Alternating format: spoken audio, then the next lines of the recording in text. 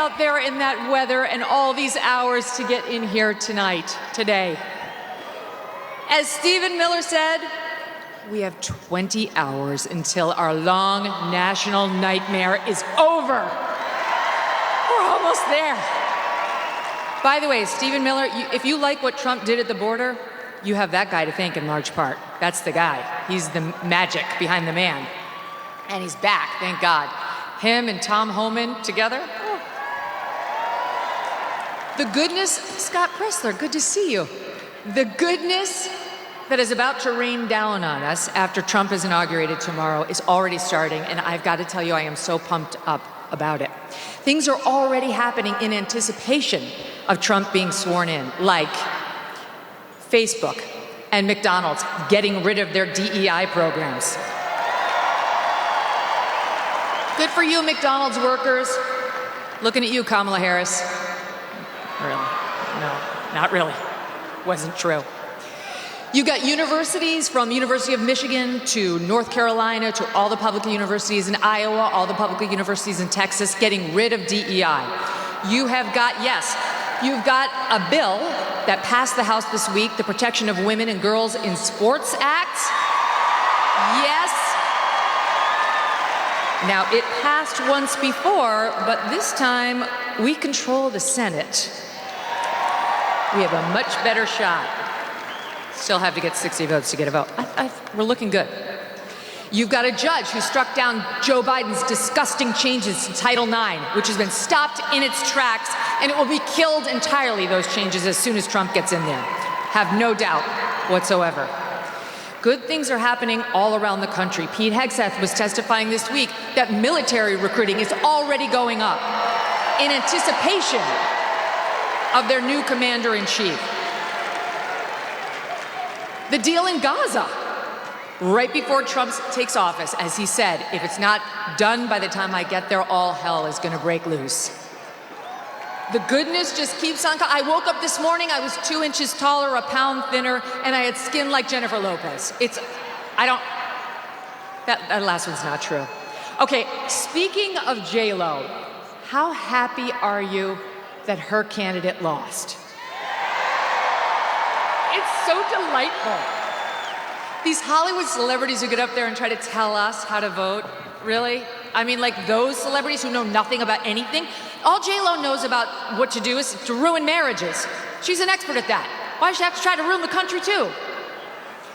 So goodbye, J-Lo, it didn't work out for you. Goodbye, Meryl Streep, who showed up at that Oprah event saying, "Oh, Madam President," to Kamala Harris, "Madam President." How'd that work out? About as well as her comment that Harvey Weinstein was God. And maybe we should stop listening to her. Maybe we shouldn't be going to her for our political advice. And then you had Oprah herself. Oprah, she'll interview you if you pay her $1 million too. Yeah, it's a low fee of $1 million to sit down with Oprah Winfrey, apparently. That's what the Harris campaign paid her production company, she says. And for that, you know what you get? You get Oprah yelling at you. Kamala Harris! Why are you doing that? Calm down, madam. Didn't work out for her either. But of course, the fakest person involved on that side of the aisle was the woman at the top, Kamala Harris herself. Thank you, who pretended that she wasn't the border czar, who pretended that she was middle class, who pretended that she was smart. And the American people did not buy it.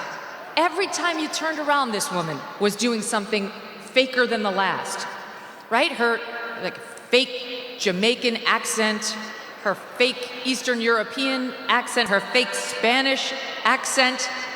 It was like spending a day at Joe Biden's southern border. Non-stop, right? We gonna win. It's not how it went, right? But my favorite was the preacher accent. Joy cometh in the morning. She wasn't wrong about that. It came at about 1:22 a.m. on election night when the election was called for Donald J. Trump. I felt it. I've been thinking so much about Trump, especially today and this week. I know you have too. praying for him, praying for his family, thankful to them. I mean, think about it. I interviewed Trump about a year plus ago and asked him, why are you doing this? You could be in Scotland, you could be at your golf courses. It's because he loves the country. And he wasn't done yet. And we're not done with him. So God bless him and the family for making this sacrifice and doing public service. Same with J.D. Vance and the cabinet members, all of whom need our prayers and support. But I'm also thinking of all of you. I'm thinking about you. I'm thinking about Americans who got us here. Because the things that Trump is accomplishing already, some of the things I mentioned in anticipation of him taking office, that ball got rolling, yes, with Trump, but also with regular American people who stood up here, there, and everywhere to make a difference in their own communities. I'm thinking about people like Jody Shaw. You probably don't know that name. But Jody Shaw was an administrative worker at Smith College. She didn't make a lot of money, single mom, 2 kids. And in late 2020, early 2021, she had had it with the DEI nonsense at Smith. So she made a Facebook video and she posted it. And little Jody Smith, who is sweet and quiet and not one to shake the tree, said, I don't want to be forced to talk about my race at work anymore. I don't want to be told that I have implicit bias because I'm white. I don't want to have to enforce segregated dorms.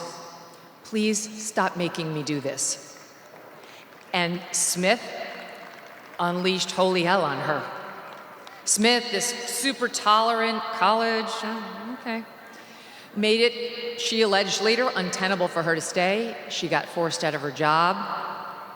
And I'm honestly not sure whether Jody's fully recovered. So she got hurt. And she got hurt for all of you and for us and for the rest who are at Smith. She's a hero. Jody Smith is a genuine hero for doing this. But it wasn't just Jody. I mean, I'm thinking about people like Andrew Gutman, who had a daughter at a posh school on the Upper East Side of Manhattan and pulled her, but he didn't go quietly. He wrote a scathing letter, ripping them to shreds for what they're doing to us with this race essentialism nonsense. He went out with a bang and he made sure other parents knew what the problem was. Jason Riley of the Wall Street Journal, you may see him on Fox News sometimes, and his wife Naomi Schaefer Riley, who pulled their mixed race daughters from a school in Rye, New York, and made a point of doing it because that school thought that their mixed race daughters were desperate to talk about their blackness all the time, and they found out the hard way those kids really just wanted to learn math. These battles are being won piece by piece, one at a time. And there are so many others. I'm thinking about the 14-year-old girls in Wisconsin who had an 18-year-old guy come in there naked into their showers after gym. I'm thinking about the young woman in Massachusetts who just wanted to play field hockey and suddenly got all of her teeth knocked out because a boy played for the other team posing as a girl. How do we know about these stories? Because people were outraged. Citizens went to the news, they went to their principals. Girls spoke out one by one and got the ball rolling on change. And change is coming. All of you wearing the MAGA hats. It used to be an act of civil disobedience, right? Yes, sir, defiance of a registered order that didn't want to hear from you. But wearing that hat for much of the past 8 years has been an act of courage, too. And I know just because you're here, that you had your moments in your own communities, whether it was online or at the bowling alley or at the restaurant or at school, where you stood up for one of these same issues, where you had to tell somebody you didn't want to be reduced to skin color, where you said, I prefer the days when we didn't make a thing out of that, where you had to tell somebody that boys cannot become girls and girls cannot become boys. Those battles, one after the other, have been fought, and this anti-DEI momentum has been built brick by brick, thanks to all of you. And you who listened to Donald Trump, who, when a reporter asked him at a presidential debate in 2015 about some of the language he used, responded by saying, "What I say is what I say. And if you don't like it, too bad." That was more than just a quick comeback. That was a reminder of what America is. In America, we have the right of free speech. We have the right to offend, to provoke, to annoy, and to stand up for what we believe in, even if you find it controversial. We have the right not to use the words you try to force on us, like your preferred pronouns, or words like anti-racist or chest feeding. We are reminded of that daily by President Trump, who would never bow to the woke mob. Just ask Brett Kavanaugh, who will be swearing in J.D. Vance tomorrow as he, Kavanaugh, sits in his robes as an Associate Justice of the U.S. Supreme Court. So I thank all of you for being part of the Trump movement and for bringing these changes upon us and for bringing Donald Trump back into the office. And a reminder before I go, stay strong. We haven't won the war. We're winning. We won a bunch of battles, but he's going to need all of you every step of the way. We're going to have to be patient. We're going to have to steel our spines. Do not bend. Never bow. What I say is what